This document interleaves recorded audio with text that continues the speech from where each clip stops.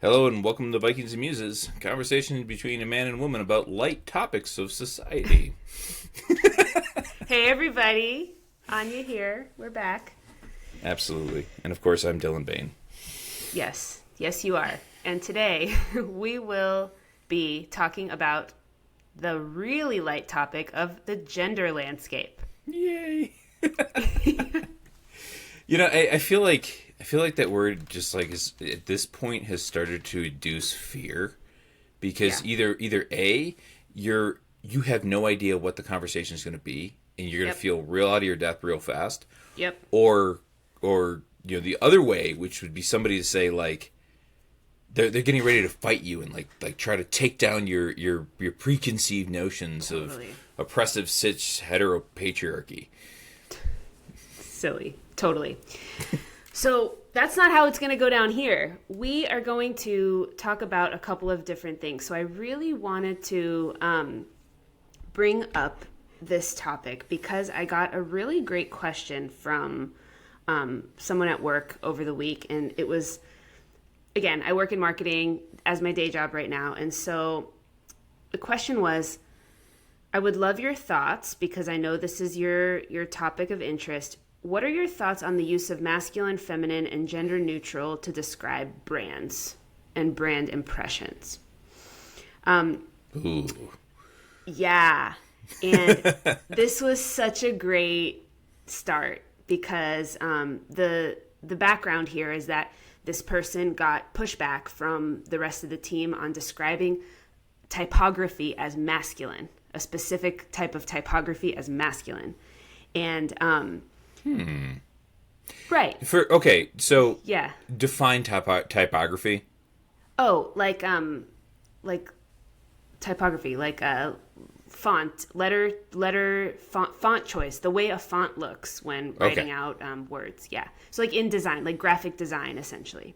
Okay. And I thought this was just so freaking great because I laid this down and I just would love to talk about this. And my initial response to this question is, I think it's absolutely a great idea to use those words if we are separating them from biological sex. Right? The reason people are so caught up in not wanting to use the word masculine or feminine to describe a font choice, for example, is because they're wrapped up in thinking about these words as connected to biological sex. And that's where people are, I think that's why people get upset. Tell me more about that, because I feel like I have the homage of the premise here, but I don't fully understand where we're going. Okay. Here's where I would really like to go. Is I really like to start unpacking what is biological sex? Okay. What is masculine and feminine? Okay. What is womanhood and manhood? And do you have to do something or be something to like have that title, right? Okay. Woman or a man? I think that's a really important question. And if we can figure these things out, then maybe we can start to then we can start to utilize the words masculine and feminine in a way that everyone understands and in a way that's not triggering to anybody. Because so far, it's triggering. Like, you can't say the word masculine in a graphic design brand team meeting, right now. You can't. And I want to digest why that is. And we're going to do this in an hour. Okay, I'm game. Yeah. I guess then the first place we need to start, so we're starting with masculine and feminine, so then we actually have to define what is masculine and what is feminine. We do. And so like that, of course, becomes the devil in the details, because I do believe that in our current age of gender confusion, as much as I hate to ever give Matt Welsh credit for anything, his thing of what is a woman illustrates an excellent point, even if he is an asshole while doing it. to say, oh, this person identifies as a woman. What is that? What is the thing that you're Yep. identifying as? What are the attributes that are consumed to get to that place? Yep. Well, it's not for us to define. It's undefinable. Then the word doesn't mean anything, and why are you trying to identify as it? Like that inconsistency in a lot of the gender confusion is important and informative to me. Yes. And so, like, I think definitions are going to be really important here, because if we don't know what masculinity is, then there's nothing really to talk about. Beautifully said. Beautifully said. I love that movie. I think it was so great and so important. I exactly, like in most conversations I have that are just like, in marketing or out in the world, I'm very clear that everybody sitting at the table has a very different definition of what they think masculinity is and what they think femininity is. So let's jump back to this whole idea of what is a woman. I saw a really great chart, I guess, that was really helpful. So essentially, if you imagine female at the top, female is at the top, and then there's like a little tree, like a little V coming out from below female. You've got the word girl on the left, and you've got the word woman on the right. And so the idea, and I think it's also what Matt Walsh finally got to at the end of What is a Woman, is a woman is an adult human female. Mm-hmm. Right? Totally. And yeah, like that's what it's always been, right? Well, he took a long way to get there, but the thing that I think is interesting about that, though, is that clearly, so like in you, I think it's important to put down a marker on transgenderism, because we are kicking into that field, and so I will state my personal opinion. You don't feel a need to follow me in this, but everybody has a right to life, liberty, and the pursuit of happiness, because I'm an American, goddammit, and if transitioning to live as a different gender than what you were born to is how you pursue your happiness, then I support you 150%. Like, I will argue and die on my hill saying that you deserve to live that way. So this conversation for me is not about denying the existence or the right to exist of any particular person, because I'm an American and freedom is scary and I'm mature enough to deal with it. Now, conversations around 7-year-olds, that's maybe a different conversation to be having, but let's just keep it 18 and plus for the most part here. For the most part. I agree. I'm with you completely. This is why if you go one step deeper, this is essentially what you've laid out is the problem. So if you've got female at the top, then you've got your little V chart. You've got girl on the left, woman on the right.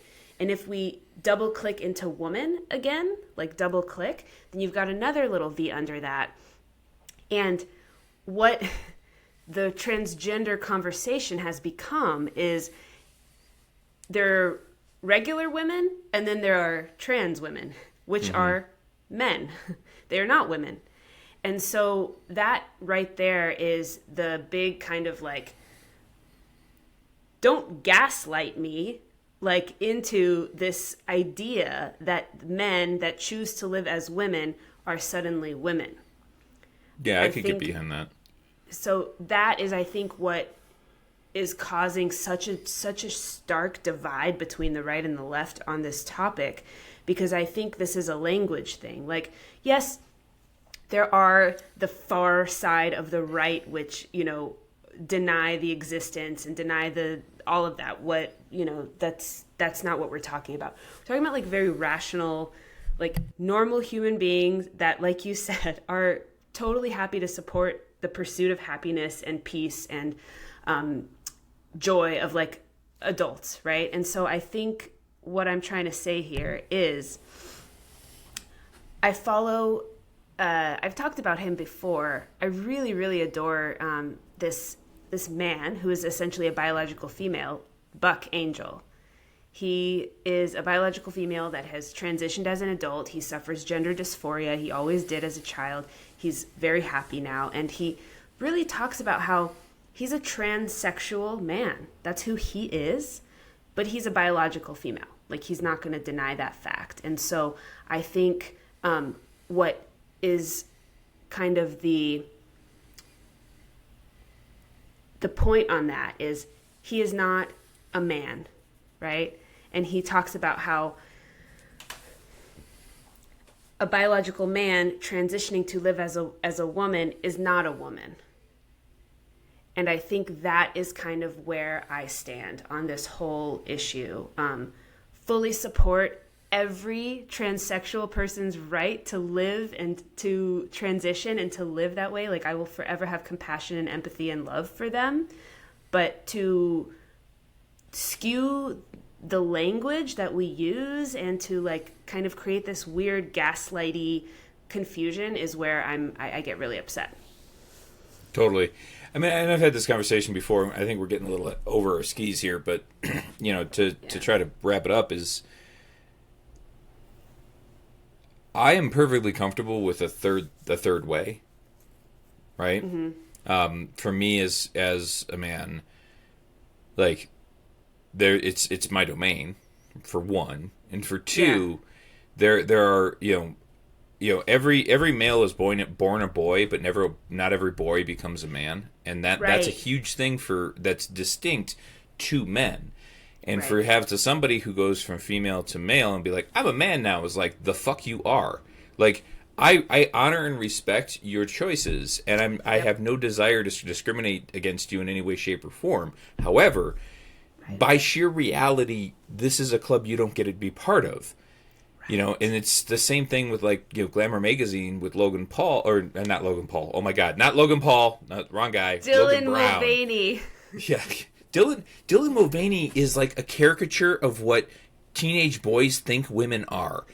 But that's a whole different conversation. It's a whole different, yeah. But like, Glamour magazine has Logan Brown on it going, I'm a trans pregnant man. I do exist. And it was like, okay, for starters, yeah, you do exist. But don't tell me men can be pregnant or men can menstruate, because I can't. If I start bleeding down there, there's a problem that requires more attention than a tampon. Like, and like, this is the problem, is that it comes down to, like, yes, you're a trans man and you need to state that, and that, like, should we create maybe a third option on the boxes of male, female, trans female? Like, fine, but you are trans. Like, you're not a man. You're female. That's it. It's like, you are female. Like, isn't that totally kind of what, like, it all comes down to? Like, you are a female person, so you're not a man that's pregnant. And it literally goes back to the question, because I just wanted to say you're a woman, but I can't say that, because being a woman is something that we really can't. We can qualify, like, biologically, it's an adult human female, but psychologically and within society, what does it actually mean to be a woman? What does it actually mean to be a man, right? Like you were saying, like, okay, now I've transitioned to manhood. I'm living as a man, even though I have all the female parts. Like, what do I have to do to become a man? That's, I feel like, an even different topic. Yeah? Yeah. I mean, like, there's always been this question. My wife has asked me this question a number of times of, like, yeah, if the shit hits the fan and a trans man runs up to the line, are you going to tell him no? And it's like, no. But I wouldn't tell a woman no. Well, I likely wouldn't tell a woman no. But I've also never had that happen. Right? Right. I've never seen it. I don't have the experience to say it. Right. And one of the things about the transition into either one of these is to say, okay, let's unpack what's going on here. What did you think? And I think this goes back, and we really should go back and define masculinity and femininity. But, like, what was the thing that you wanted? Right? Like, with gender dysphoria, you're like, I want this thing. What was the thing that you were dysphoric about that you wanted? And if it's purely phenotypic, then I don't think, especially for men, like, if you're just like, oh, I wanted a beard, it was like, that's not what makes a man. It's it's an indicator that I'm male. Sure. I'm less likely to die in a fist fight if I have a beard. Like, that is its biological function. but it's not what makes me a man. Like, Oh, I didn't know that. The beard fist fight thing. I didn't know oh yeah, that. totally. Cool. Wow. There was a huge question in evolutionary biology a few years ago, is why is it that men grow facial hair, and our facial hair, we don't go bald on our face, we go bald Yeah. on top of our head. So Yeah. like there obviously is something about the beard that and why do women not have it, Yeah. right? Yeah. And so part of it was like it's an indication of fertility, like I'm ready to have kids. But then somebody was like, well, I wonder if it actually provides some protection. And they did a whole bunch of testing where they like we had these dummies and they put beards on it, and they had like grad students come in and beat the hell out of them and like register like how much force goes through their face and stuff. It turns out you're 50% more likely to survive if you have a beard. So Holy moly. yeah. Wow. That's a cool little fun fact. Okay. So, Cool. but at any rate, let's go back to the idea of like what is masculinity, what is femininity, and Okay. I'll go first. So like Okay. the way that I would look at this is to say like there's biological sex, and yes, there's intersex people. I want to take time to acknowledge that there are some who are born differently, and like 90s, high 90s% of us are born male, female, and there isn't an assignment at birth, like they like to say. So, I was born male, and that gives me a set of attributes. So one of the things that's going to happen is that I'm going to behave, in general, and there's always a spectrum, like, nature doesn't necessarily do binaries. There's always going to be a spectrum of behavior, and it's more likely than not that my behavior will be considered, will have some things. I won't sit still. I will get into trouble. I'll be aggressive. And I was all of those things. And I spent my time primarily around women. So like the idea that I was acculturated or socialized into this, like you basically have to make the argument that I got a hyper dose of it every time I was around men because I wasn't around men a lot. My dad worked a lot. I was with my mom, and my grandmother primarily raised me. My daycare was run all by women and was, 2 girls for every boy. So, but again, like there's aggressiveness, there's assertiveness, there's, I would stop and like try to like, white knuckle my emotions. Like those are all things that Yeah. are part of that. So what I would say is that like masculinity is the set of attributes that we associate with males. Yeah. Whereas gender is the set of social and cultural differences that define male.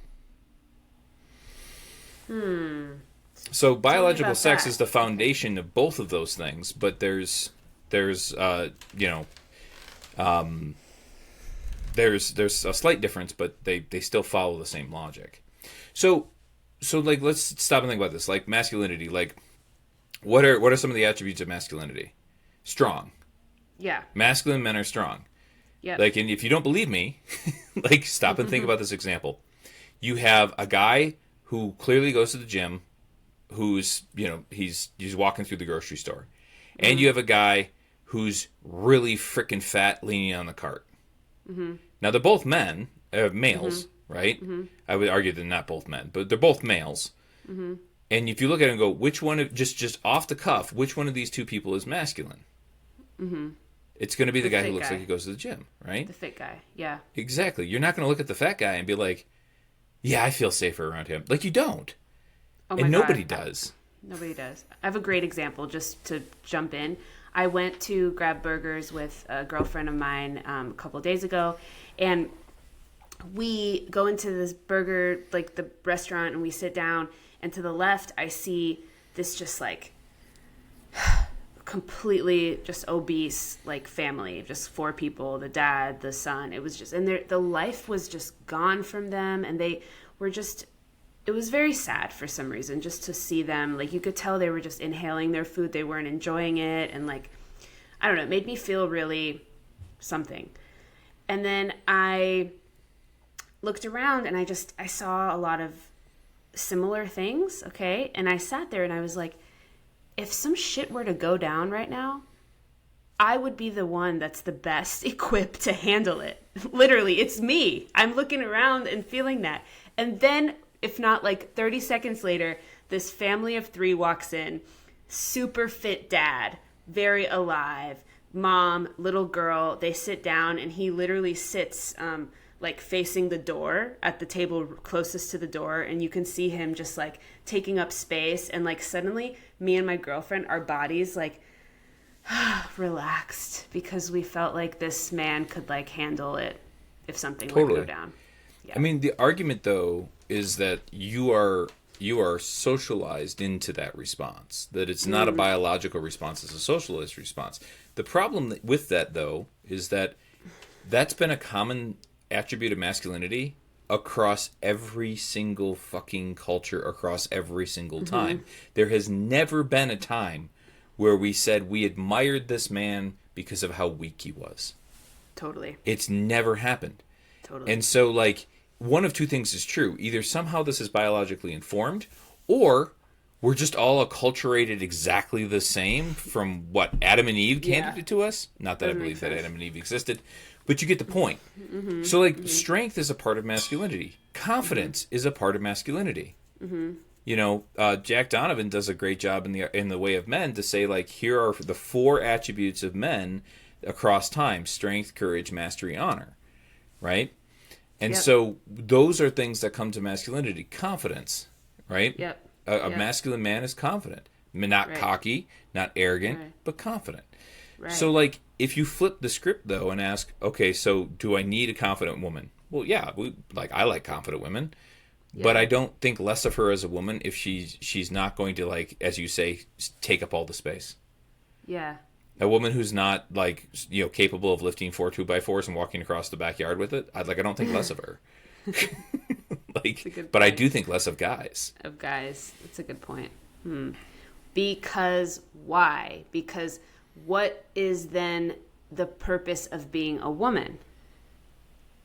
If you just so clearly laid out, like, four very important values of being a man, like what did you say? You're courageous, strength, courage, mastery, honor, and that's Jack Donovan's idea, not necessarily strength, mine. Courage, mastery, honor. That makes sense to me, right? I mean, those are the values that are exhibited in all of those like masculine type movies that we watch: Braveheart, Rob Roy, Last of the Mohicans. Like, these are the values. So I feel pretty clear about those being masculine values. So then what are feminine values? If those aren't masculine values, if those aren't important for the feminine, for women. That's a great question. I comment on men. I love it. No, I love it. This is great. This is where I get to step in and see what I think. You know, I think something, I'm not going to be able to speak as eloquently with like 4 things as you did, coming from like a specific place. But one thing that I do know that is special to women is truth, like truth telling.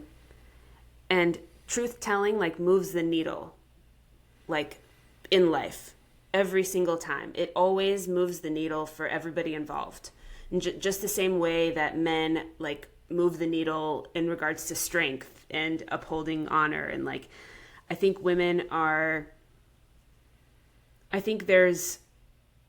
love has to be there. I think love is probably the biggest, most important aspect of femininity. And then I think truth is a close second. And it would be so fun to come up with 2 more, so we could like have 4 and 4.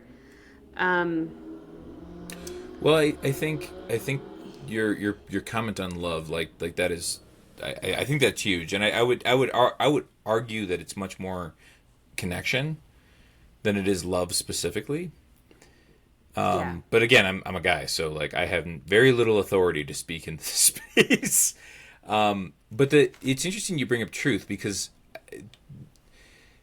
like imagine 2 scenarios, right? Okay. Imagine you and I are hanging out, and we jump in a car, and I'm like, and we start going. You go, Dylan, where are we going? And I was like, I have no idea, but we're gonna have a great time getting there. Yeah. Like, chances are good you'll be like, okay, like, if you trust the guy, right? Yeah. Whereas if I get in a car and I ask the woman, like, where are we going? She's like, I don't know. We're just gonna go on an adventure. Like, I'm not okay. Like, it's just, no, no, no, no. And so, like, I actually think that the ability to speak truth, to see truth, is like a feminine virtue that men crave. So I would definitely agree with that one.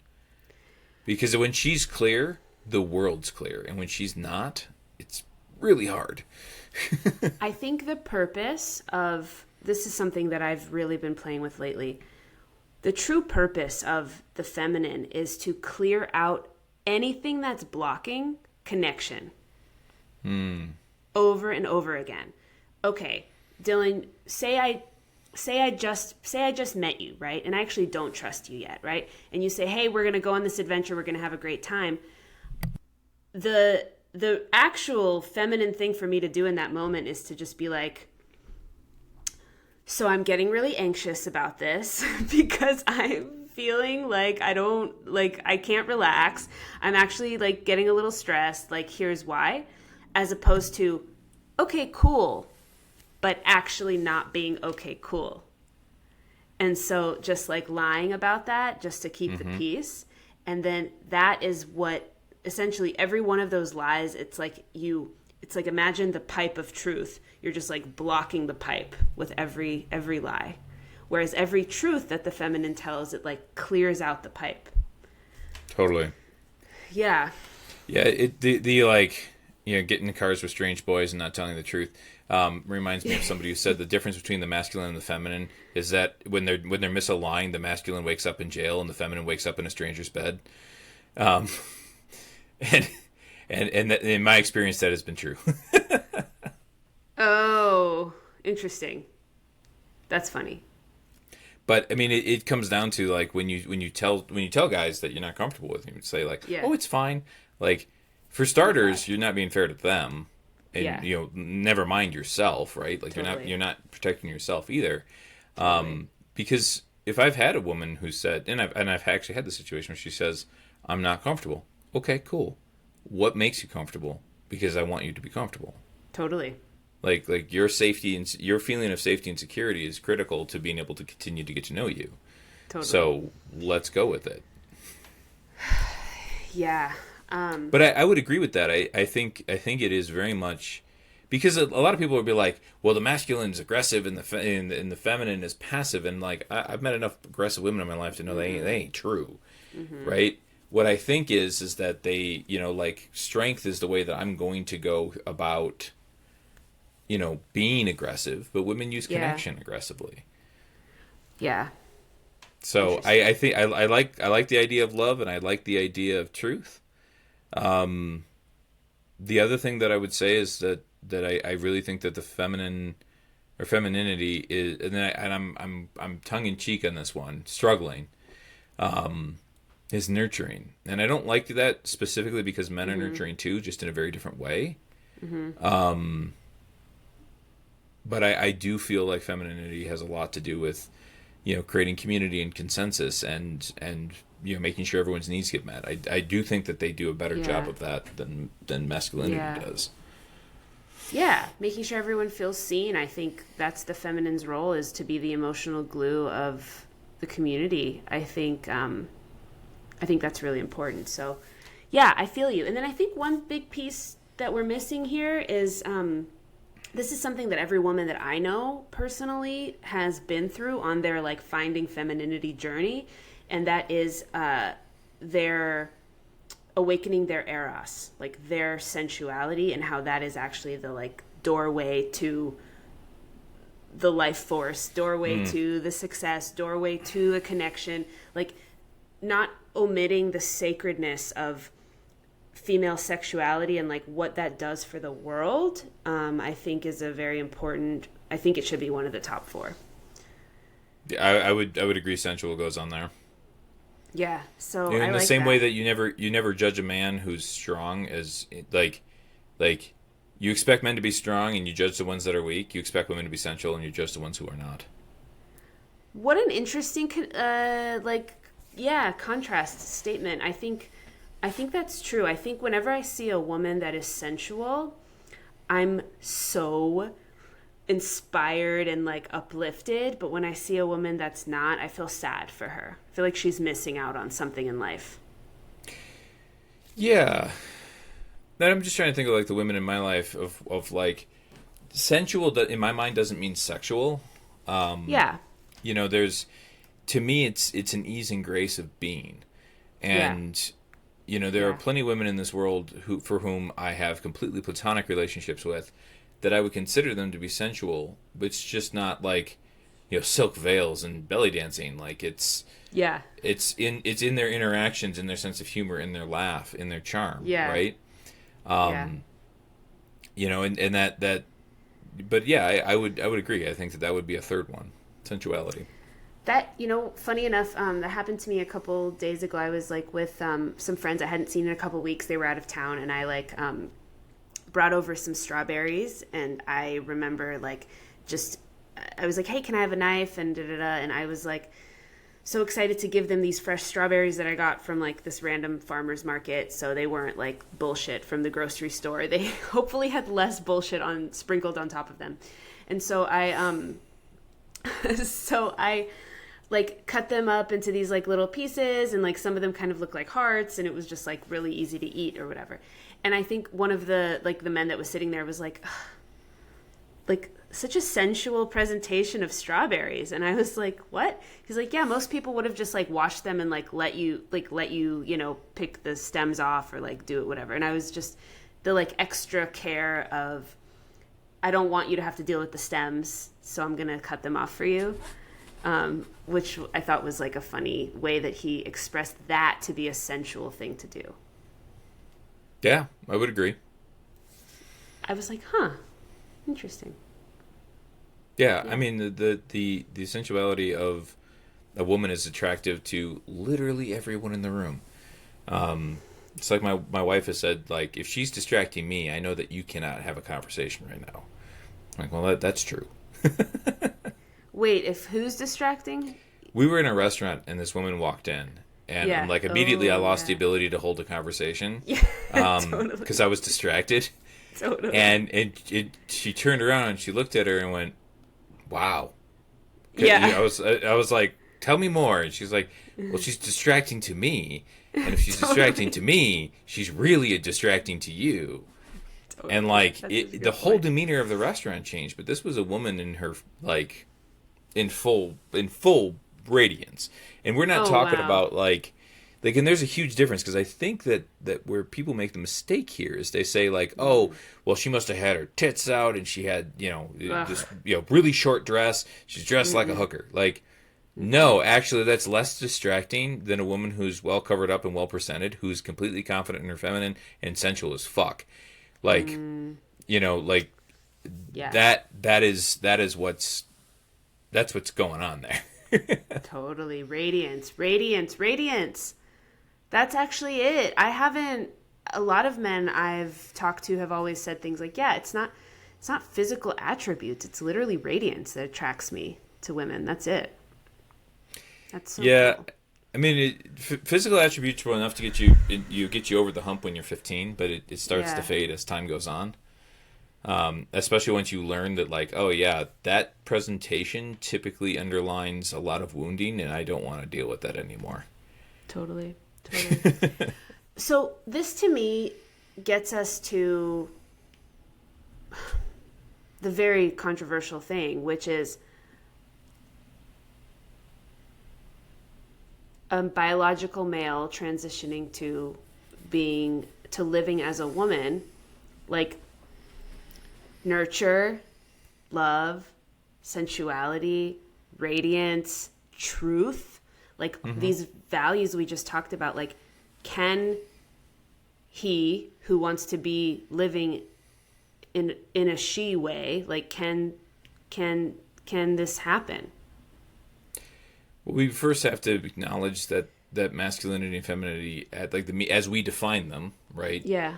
Actually have meaning. Yeah. Right? They do. It's on my side, you get somebody like, I was having a conversation with somebody who has recently said, well, I'm trans. I was like, okay, cool. That's great. Yep. Congratulations. I'm glad you know. Like, I support you. For sure. And she was telling me, she's like, well, I can't wait to be a man. And I was like, so what exactly are you going to do with that? Like walk me through this. And she, her first response was, I don't have any responsibility to educate you. And I was like, well, if you actually look at this for a second, you're trying to lead a revolution, which means, yes, your responsibility is to educate me at every available opportunity because you're the one who's fighting the battle. I'm just on the sidelines. So if you want to make an ally, today's the day. Because you've got my ear. And if you refuse, well, then I'm just like, because somebody else will explain it to me. And that somebody else might look more like Ben Shapiro than you. So, like, let's think about where you want me on this spectrum. Great point. So, but her whole thing was, I want a beard and I can't wait for people to, like, respect me like a man. And I was like, and there were all these different things of like, I can't wait to have the respect of a man. I can't wait for to have a beard because I've always felt like I had a beard. I can't wait to be able to walk into a room and have everyone, respect my space and stuff like that. And I was like, are you ready for everyone to fear you? Are you ready for everyone to look at you as if you're a threat? Are you ready for everyone to just assume that they can be a dick to you at all times and it doesn't matter? Like, are you ready for those things too? Because and my other thing to her was, okay, when do you start strength training? What are you going to do jiu-jitsu? Are you going to fulfill the three duties of a man? Right. And she was like, well, but you can't define duties for a man. I was like, well, then what are you transitioning to? Great.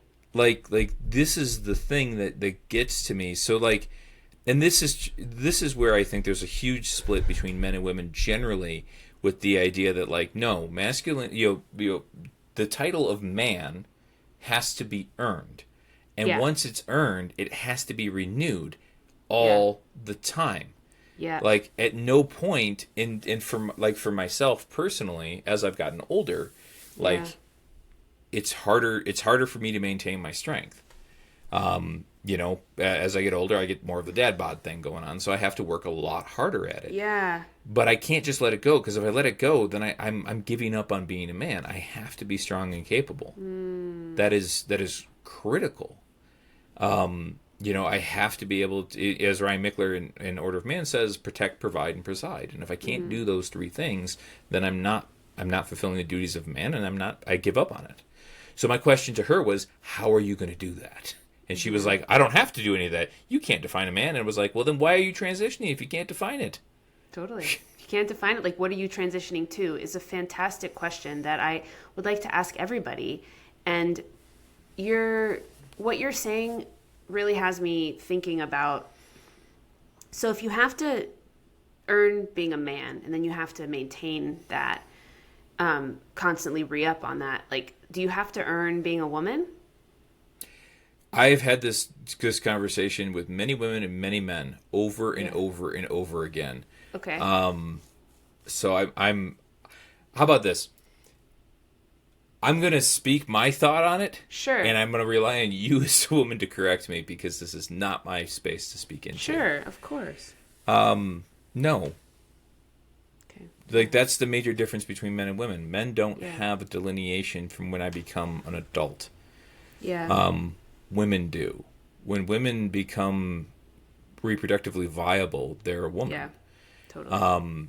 And a lot of the changes that I think women undergo, I don't know if it's more because there's a tighter knit culture, because women tend to make communities, or because it's more biologically informed, which would make sense from an evolutionary biology perspective.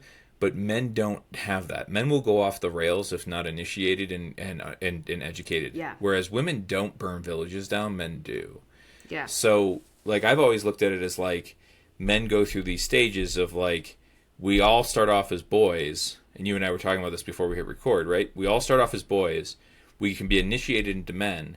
Then we have to choose to be a mentor. And then we have to allow ourselves to become an elder. Mm-hmm. But the first step is we have to earn being a man. We have to be initiated and acknowledged as that thing, and do the work of a man. Whereas I think with women, it's much more like, it's what are the female archetypes, right? They're, virgin, lover, mother, crone.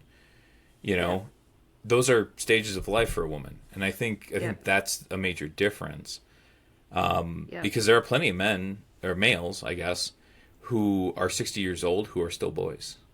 Absolutely. Absolutely. That's very true. When I asked that question in my mind, the initial thought the thing that I thought was no. It doesn't need to be earned. Womanhood doesn't have to be earned. But I do think there's something that happens through childbirth and through becoming a mother that is unique to womanhood, that I'm not saying 100% of women want to feel this, but I think definitely 90% of women want this. And I do think that there's something special there. I think there's something that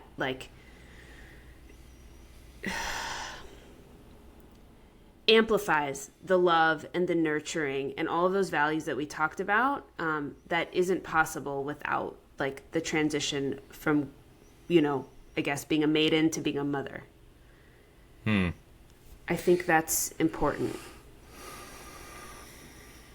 Tell me more about that. Unpack that a little bit more. I'm very curious. Yeah.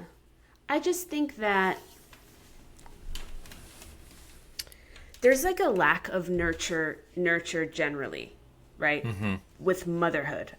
There is obviously been a lack of safety felt by plenty of women. There's been suppression. There have been so many forces kind of at play that have in our modern era created a hyper masculinized woman, which I can relate to. You have to earn, you have to be independent, boss babe, all that stuff. And I think in that, more women are trying to convince themselves that motherhood doesn't matter. And I think that's just a big lie.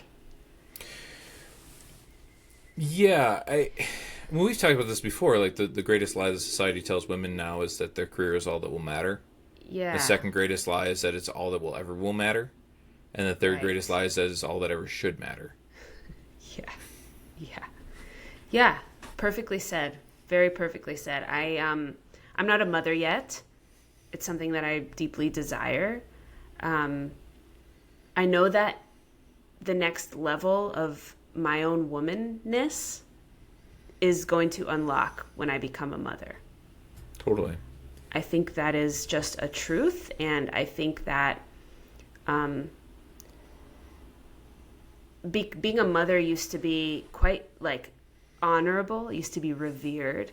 You are a mother.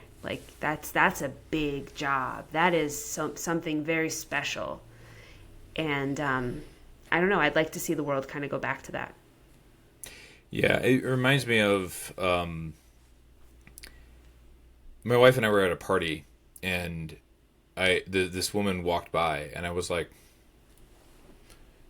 and I looked at my wife and I went, "She's pregnant." and my wife looked at her and was like, "Oh yeah, oh totally." Yeah. And she didn't show. She didn't have a baby bump. She there was no outside. But I was like, yeah, no, she's absolutely fucking pregnant. And when later in the party, they announced that they were expecting a child. Oh my God. And Dominique was like, knew it. And she was like, this woman got really upset. How did you know? She's like, well, Dylan figured it out first. And he was like, how did you know? And I was like, you're glowing. Yeah. It's literally what I told her. I was like, you're glowing. I can feel it. Yeah. And she was like, that doesn't happen. Immediately you have this woman who's like, oh, I'm at the stage of life where I'm supposed to have kids, but now she's rejecting all of the things that go along with this. Yeah. And it makes me think of so much of the 1960s feminism where well, when you have kids, you're a slave, and being a mother is a slave, and totally. you're being destroyed by this, and it consumes your life, and you're more than just this. Well, yeah, you are more than just this, but you're also this too. Yeah. I'm more than just a protector. Yeah. But I'm that too. Totally. Absolutely. And I think it's like soft. It's like these are all soft, very soft layers of things that I think makes up womanhood, right? Mm-hmm. This like nurturing layer, this like glowing, this radiance, all of these like very, very beautiful things. And I think like coming back to, you have to earn being a man and what are you transitioning to? I would ask the males transitioning to womanhood, to becoming a trans woman, like, what are you transitioning to? I would ask the same question. And to me, what I see is womanhood being completely missed, but the desire is to transition to some sort of like girlhood. Totally. Some sort of girlhood that is like without all of those layers of nurturing and motherhood and power and being the wise woman and truth telling and all of these beautiful things about womanhood, like the feral nature of like what is a woman, and it's like they're doing it, I think, because it seems to them like being a girl is way easier than trying to be a man. And Yeah. that's probably not very popular, but I feel that is happening. Yeah, I mean, it would be a hard thing to, particularly in the current climate, to actually go and unpack. Yeah. But I have actually had this conversation a number of times of like, when you're transitioning to man, are you doing it because your whole life you've been told that males have this lovely privilege? Right. Right. Because like I can acknowledge that my life is different because I'm a man, and I can acknowledge Yeah. that I have certain advantages because I'm a man. Sure. But the reverse is true. I have disadvantages when I Yep. have to be the reasonable person in every room. Totally. When I had a girlfriend who was physically abusive with me, and when she hit me with a coffee mug and I tripped and I fell, she mounted on my chest and just pummeled the shit out of me, right? And when Yeah. but I'm very large. And so I was able to, I mean, she was 120 pounds if we soaked her down. And, like, I was able to get her off me. And I was like, the next time you touch me, I'm calling the police. And she's like, who is going to believe you? And it was So like, sad. oh, good point. So You sad. know, so, but those are those things of, like, there's an assumption of violence. Like, I love little kids. I love working with little kids. Yeah. I could not get a job as a kindergarten teacher. Yeah. I am considered to be a predator. And, fair enough. But there's a lot of those things that I don't think people consider. So are you going female to male because on some levels you've been socialized to believe that this is a better world and you're frustrated with your current life? And if you are going from male to female, is it because you believe that all of the stress and pressure you report having in your life will be different when the expectations are different as a woman? Yep.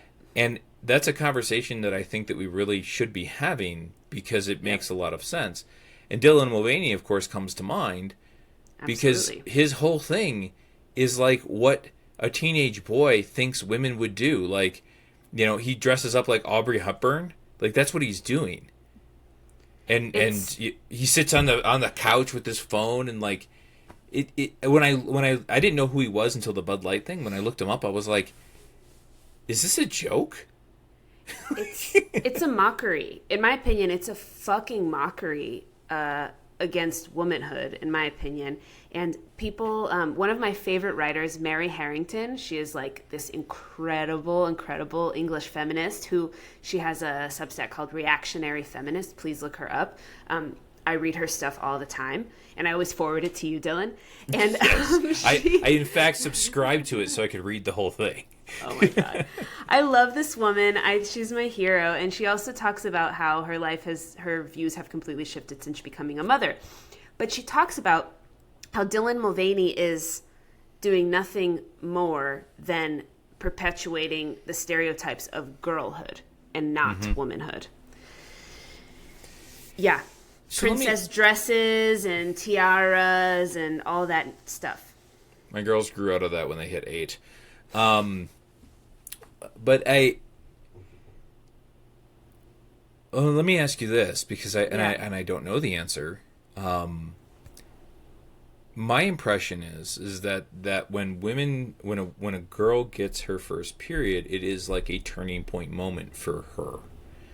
Yeah. Like I've never encountered in my life a woman who is, we can have this conversation, right? We can. Yeah. No, like Oh. you and I can. Yeah. But like I'm not going to sit down in a bar and be like, "Hi, I'm Dylan. Tell me about your first period." Like Oh my that's God, not gonna, yes. Of course. It's not going to I work gotta out, know. Dylan. I gotta know the woman. Yeah. But like every woman that I have had the relationship where we can have that conversation reports it as like, this is a big fucking deal. This is a turning point in my life, and dealing with having periods and dealing with how her body develops and dealing with how she attracts male attention after that is like a foundational part of adolescence for women. Yeah. And so I guess I'm kind of confirming, like, do I understand this right, or am I missing something? So you're missing I think you're missing like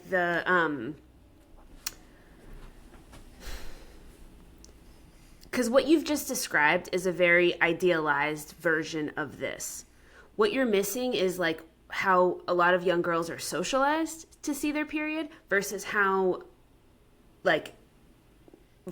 their period actually is and what it's for, and like how it makes them into women in a way. So like I remember even in my women's group we talk about this all the time. It's just like, do you remember when you got your first period? Like, what was it like? It was like, oh my God, there's something wrong with me, like this is bad. Right, like boys would make fun of it. They in school, it was like, what, mostly it was 6th grade, I guess, 6th grade, 7th grade for most girls. And it's like, there's something wrong with me. It's bad. It's something that we don't talk about. It's something that has to be like shoved under the rug. Like, okay, your mom's going to take you to the store and explain this to you. And just like, here's what you just have to deal with this once a month now for the rest of your life. But like, don't talk about it. Okay. Okay. And that is literally how most girls are treated around this big eventful thing. Fast forward to Can we just pause there for a second? Okay, sure. Because I'm trying to relate from my experience as a man. Okay. In high school, do you have conversations about it? Or is it like Ormara?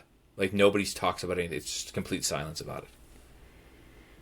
We talk about it as like, ugh, like what a drag. We talk about it in a negative. It's like, oh my God, like Aunt Flo came to town. Ugh, I have to deal with this. Like, goddamn. Okay. And that's been the convo. And so my mind has been blown over the past few years where now in my women's group, this is how we talk about it. It's like, I started my bleed today. It's the best day. Literally, that's how we talk about it, because it's actually the most beautifully positive thing if we learn how to see it that way. And it would be amazing if we taught girls much younger why it's positive, what happens during this time psychologically. And so I'm really passionate about it because lately I've just been so frustrated at the disconnect in how this goes down for women. And so the truth of it is there's so much inspiration that happens during this time. There's so much channeling that happens during this time. There's a lot of like washing away of the old. It's a bit of a rebirth. It's like you talk about how a woman changes her mind every 5 minutes. Like, well, every month she becomes a new woman. Totally. Well, and that month is a roller coaster, no matter what it is. I stopped to ask a question about the teenage girls because what you're describing could easily, if you squint hard enough, could be how boys talk about sex when they're teenagers. Of like, I had a math boner today. Like that's a thing. Like the question is why do boys? Oh my God, go ask any guy you know. It'd be like, when you were in high school in math class, like what class would you be in when you had the weirdest boner? Like, they'll know what you're talking about, and I promise you it's math class. But like, we would be like, math does not turn me on. But like, here's how I think about it. It's the class where we zone out the most. Okay. And what does an adolescent teenage boy think about when he zones out?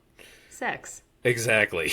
Yeah, So, totally. That's funny. so like, but that's just it. Like we would make fun of it and Yeah. and stuff like that, or we talk Yeah. about the way we talked about sex was not great, or to even talk about like, here's a conversation that most young men should have and never do. Your hormones turn you into a machine, and you're like two things are true. You're suddenly more aggressive, more sexual, and you're more strong than you ever have been in your life. You can hurt people. Like this is a conversation people don't have. And like I remember in Totally. high school, so many dates for my friends that went wrong. I was lucky Yeah. enough to have men around me who were like, we're gonna teach you. Yeah. But most of Yeah. my male friends didn't. So Yeah. that's interesting to me. But yeah, I think part of it is that there in the 60s and 70s you had the birth control pill that came out, and so many women were what was the argument against having women in leadership? Well, they're unstable, like they're up, they're down, and stuff like that. Sure. Well, there's a lot of beauty there, but also the hormonal birth control puts you at the same static level as a man. And so now there's this idea of like, no, we're not. And for the women, they weren't. Like they suddenly Yeah. weren't. Yeah. And so that's interesting. But I've tried to talk to, like, I know where everyone in the house is in their cycles. Yeah. Totally. And I live with only women. Totally. And people are, my wife has been like, well, oh, you don't know what you're talking about. It's like, well, I'm more attracted to you this week than I was last week. So I know you're ovulating right now. Yeah. And, Totally. and like That's you're all sorts of like happy and stuff like that. And I know next week you're gonna be depressed. So and then like that, Amazing. and she's like, I'm not like that, and I'm like, and my daughter, Yeah. like she's all Yeah. in agreement. And I was Yeah. like, and my roommate was like, but you're next. Totally. But funny. that whole thing's interesting to me. So let's bring this back around to the original question of, is typography masculine or feminine? Yeah. Right? Is font, and so I'm glad that we came to this area, because just think about the word blood, Yeah. right? If I put the word blood in this really beautiful flowing script and Yeah. turned it red Yeah. and be like, this is a representation of a woman's period. People would be like, oh, okay, yeah, that makes sense. Now, if I take the same word with the same color and make it into a font as if I scratched it into a wall with a knife, Yeah. people are going to be like, that's a threat. Totally. Totally. It's feminine and masculine, soft and hard. Hard. Yeah. What makes a masculine That. font in my mind is sharp edges. Totally. That's what I said. Totally. Oh my God. I love Amazing. that. That's what I said. I literally was like sharp, strong, blunt. Like, let's talk about brutalist architecture, right? Masculine. Let's talk about Art Nouveau, curved lined architecture. Feminine. It's so obvious at this point because we can think about these attributes as they, and I love how you talked about this because I believe in this so deeply. Like, that's why in my content and in what I'm trying to do related to Venus and Mars, right? Like bringing men and women together, I get a lot of questions that are like, why do you talk about men and women if you're talking about the masculine and feminine? And what you've so beautifully demonstrated here is they come from the attributes of the men and the women. Like that's how we define masculine and feminine. They're not separate. They're connected. And I've tried for a couple of years to separate them to like appease the gender conversation. And after this episode, I'm realizing like there's really no need to do that, which I really like. I think there so is. thank you. Totally. I mean, and to put a fine point on it, it's not that, like, take aggression, for example. It's not that men and women, that men have an exclusive claim to aggression. Yeah. It's that our aggression is a very specific brand that Yep. women cannot, in general, Yep. right, Yep. replicate. There are Right. women who I think absolutely can. Like Stephanie Cohn, who's a bodybuilder. She's now a professional Totally. boxer. Totally. She's somebody where I could be like, yes, she probably has it. And if you look at a biological like an evolutionary biology standpoint, it would make sense, right? If you had a village and it was being raided, and the men did their best, but they died, the women are going to flee. And who's going to fight the rear guard? It's always going to be a woman because the men are dead, right? And so it would make sense for the existence of that. And there would also be on the same side, like when men are out in the field, there's always some guy, like, and this has been every work crew I've ever been in. There's always one guy who's like, all right, everybody, take a drink of water. All right, everybody, like, and your fight starts, and he's like, hey guys, like, let's talk about this, right? Like, always. It's never not been the case. Oh, that's the feminine guy.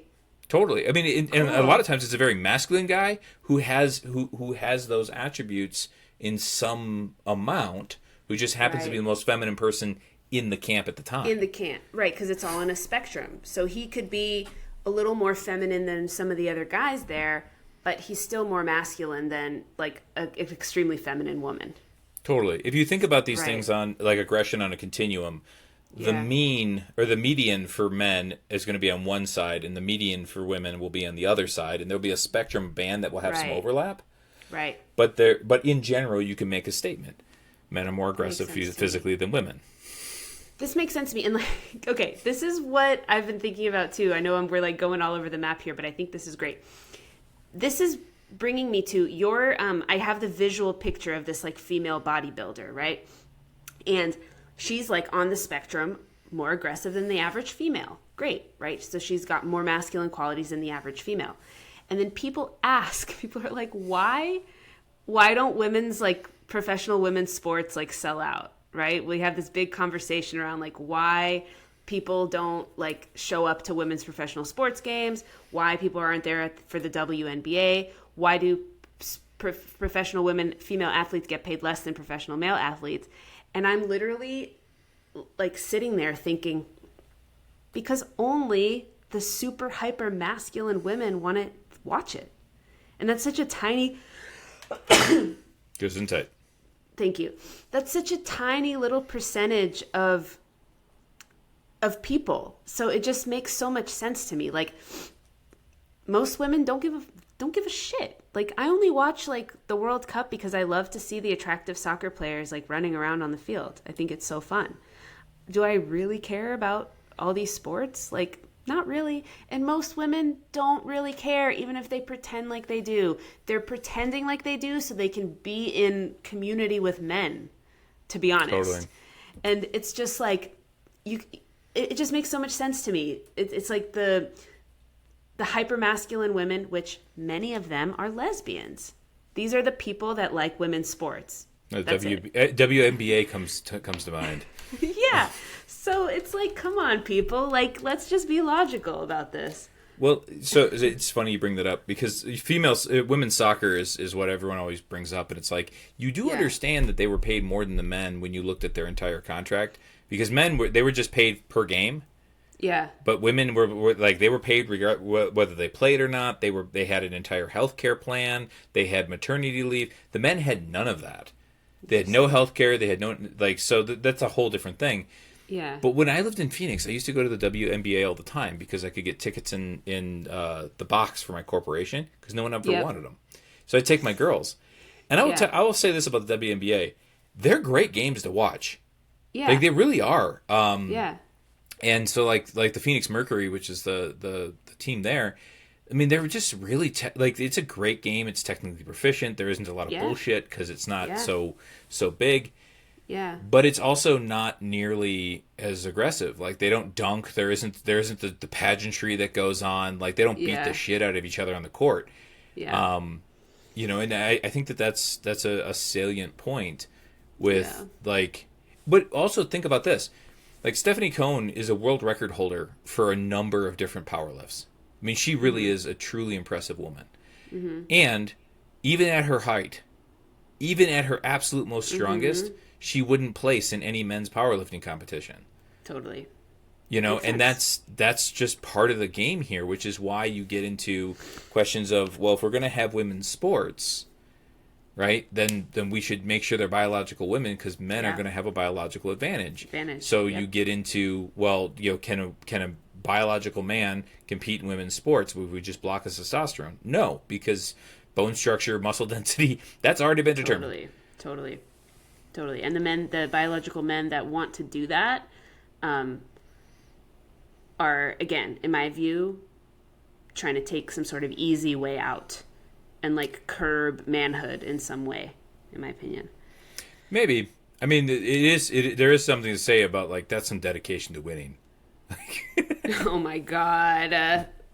But that's a conversation for a different time. We are a little bit over our hour, so I think we should wrap up. What's one thing you are taking away from this conversation?